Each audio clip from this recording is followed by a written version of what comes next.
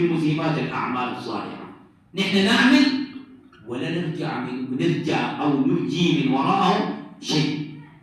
قد تبدأ شيء ما تقول عبارة الناس كلهم بيقول معليش يا أخي دي حاجة بسيطة، ما تقول الكلام.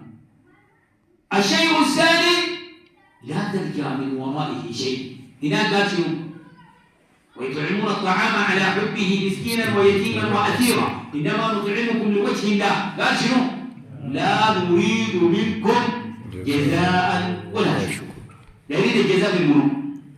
رب العالمين. ولا نخاف، لأن النبي ضمن لنا. النبي قال صلى الله عليه وسلم قال ما نقص مال من صدقة.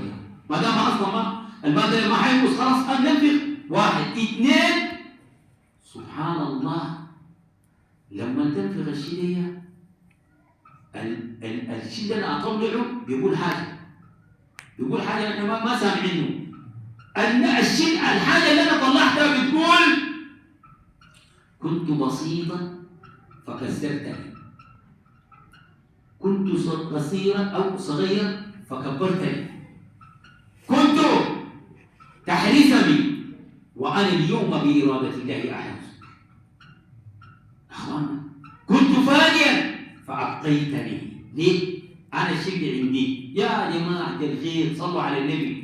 يا أخي في رمضان ده حفنة بلع ظرف بتاع عصير قمت شلته وخصصته مشيت اديته لأخوي. أخوي قام أكل أو شرب صام اليوم وأنا صايم والمسلمين صايمين، قام أكل من ده وغير ده جابوا في المسير الناس أكلوا معاه وشربوا من الشيء اللي أنا أديته. نستشعر بهذا الليل الاستشعار. الله بالمناسبة بيديني جزاء عجيب. النبي بينه من أفطر صائما قال شنو؟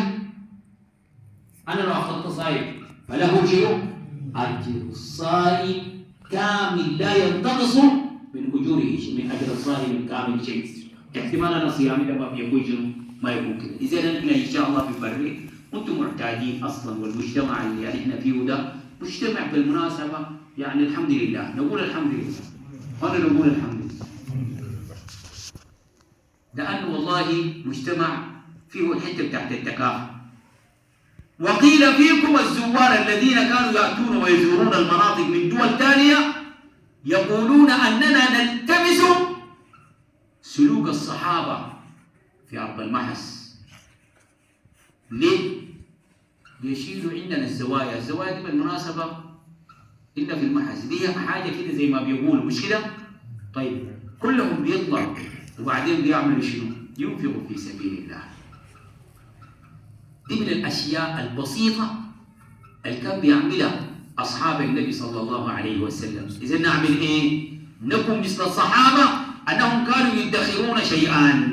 كل ما أصلا الإنفاق ماشي لكن كان بيجهزوا لهم حاجة سمحة كده، حاجة هم دايرينها محتاجين ليها بيحبونها، يقوم يخطوها. بمجرد ما رمضان يجي خاشي كانوا بيعملوا شنو؟ الإنفاق ده في رمضان، لأنهم هم بيعرفوا سعر الصرف الرباني غير قبل رمضان. الكمية دي قبل رمضان بتعني شنو؟ ربنا يجازي كيف، ولما يجي خاشي في رمضان بيعمل كيف. لذلك لا ننسى الأيتام، لا ننسى الأرامل، لا ننسى المساكين والفقراء، لا ننسى الأرحام. صلة الأرحام اقطع من زمنك أنفق في سبيل الله. أمشي برجلينك، أمشي أصل عمك، أمشي أصل خالك، أمشي أصل أولاده. والخالة أعمل حساب. الخالة اللي فيها ريحة منو يا جماعة؟ ريحة منو؟ الأم. وعندنا إن شاء الله وقفات إذا ما وفقني الله تبارك وتعالى. نرجو الله سبحانه وتعالى أن يبصرنا في السير في طريق الحق. اللهم وفقنا في طاعتك، اللهم وفقنا في طاعتك، اللهم وفقنا في طاعتك ومرضاتك يا رب العالمين. اللهم اجعل هذه الليالي الخالدات اللهم يا أرحم الراحمين سببا لخروجنا من دائرة أهل الدنيا إلى دائرة من يعملون للآخرة. وفقنا في طاعتك وطاعة رسولك. اللهم حببنا نبيك، اللهم حببنا أصحاب نبيك حتى نحشر معهم وفق حديث الرسول صلى الله عليه وسلم: المرء يحشر مع من أحب. من كانوا معنا في الأعوام الماضية يجلسون هكذا، أي واحد يشوف المكان اللي هو قاعد فيه السنة اللي فاتت، في ناس كانوا قاعدين رحلوا وغابوا عنا.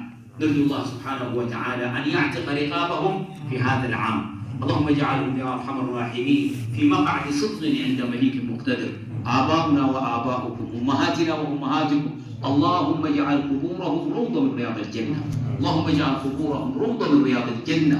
اللهم اجعل قبورهم روضة من رياض الجنة يا رب العالمين. اللهم إن كانوا على قيد الحياة متعهم بأسماعهم وأبصارهم وذرياتهم يا رب العالمين.